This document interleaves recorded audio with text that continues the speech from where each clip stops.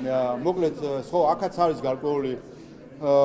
ბედისწერის საკითხი, რომ რამდენიმე საათი იყო გასული ევროპარლამენტის მიერ რეზოლუციის მიღებიდან, რომელიც სააკაშვილის დევნილობაში მყოფ ადამიანს უწოდებდა, რომელიც სამშობლოში ბრუნდებოდა და რომლის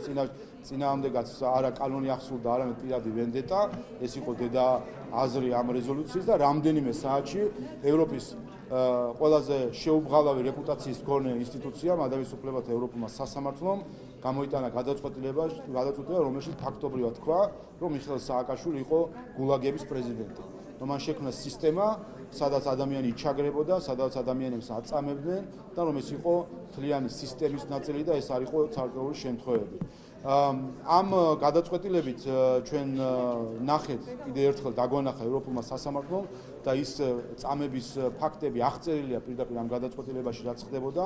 რაც ჩვენმა საზოგადოებამ იცის და ეს ჩვენი ისტორია არის და სწორედ ამ ისტორიის გადაწერას გთხოვს ეხლა პოლიტიკოსთა გარკვეული ჯგუფი, როდესაც ამბობენ, რომ ჩვენ დამნაშალის დასჯას უნდა უწოდოთ პირადი ვენდეტა, ეს არის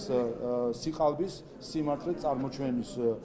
ცდელობა, როდესაც ჩვენ მოგვიწოდებენ, რომ ჩვენ გადავხედოთ და გადავწეროთ ჩვენი ისტორია, დავივიწყოთ და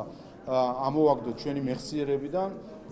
თუ რა სისტემა შექმნა მიხეილ სააკაშვილმა და ეს ყველაზე